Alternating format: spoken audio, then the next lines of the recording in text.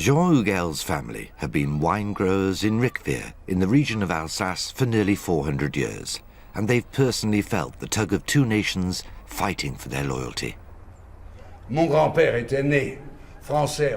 My grandfather was born a Frenchman in 1869, but became a Prussian in 1871. 1918, he was French again, and during the war, the Nazis took Alsace with an iron fist and attacked us. So we had to become Hitler's supporters, not the real us, but in appearance. My grandfather died a Frenchman again in 1950. Seems very strange, all this changing of nationality, but it was one big family drama at the time. We were always in the wrong army, always on the losing side. When you put the Alsatians into an army, it's the one that loses. And after that, we are back with the winners again. It's a complicated story, but at least it's made us into proper Europeans.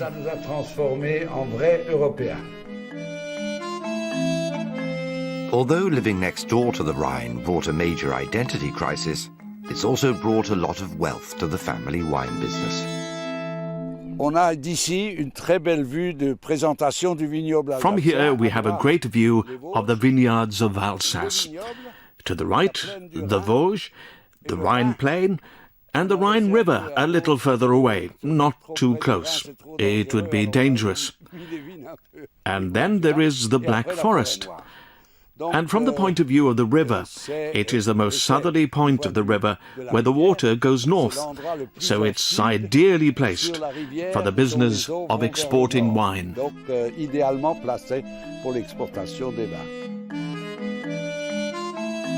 Jean Hugel and the other vineyard owners in Alsace export most of their wine directly down the Rhine to other parts of Europe and the world.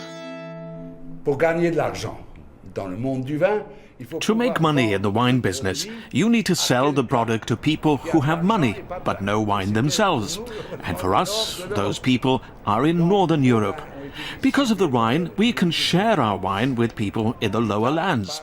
If you drop a cork in the river here, it will reach the end of its journey in Rotterdam. Despite having to change their nationality several times, Jean Hugel's family have survived as winemakers against all odds. But their future depends on the survival of the Rhine, and the river is under threat. Not only from the melting of its source high in the Swiss Alps, but from pollution too.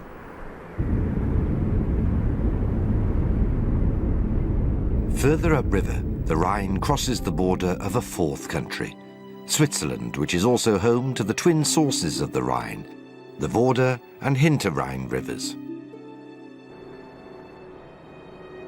As a landlocked country, the river is central to Switzerland's economic success.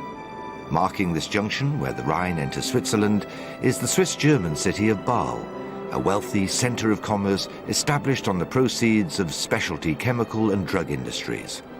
But for the river and the people of Bâle, success has come at a price.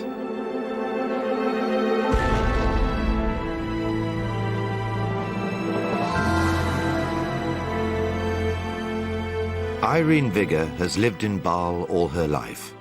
1986 is a year which she remembers all too vividly.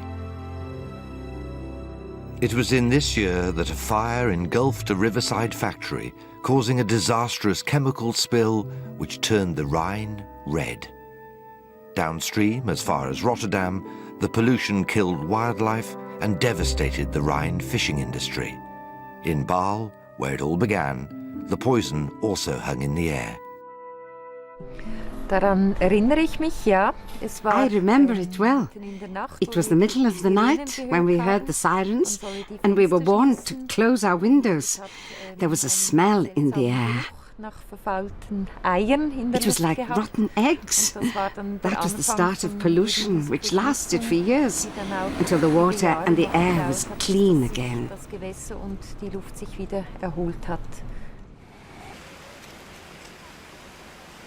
Things are better now. And there are provisions in place that should prevent the same thing happening again. But one sees it somehow like powder in the barrel of a gun. Today in Bâle, there's a real determination to protect the Rhine from the ill effects of development. But there's also a real desire to preserve the industrial heritage which has brought such wealth to the city.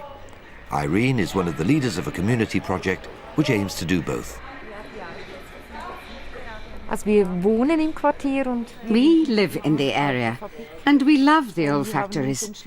And we decided to try and create a cultural meeting point for the community.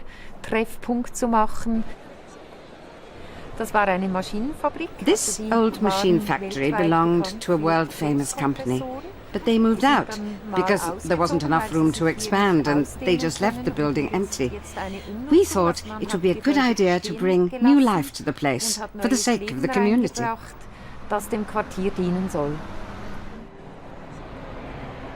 With a library, a restaurant, and even a circus skills school, this is now a place for the whole community. And the Rhine is at its heart.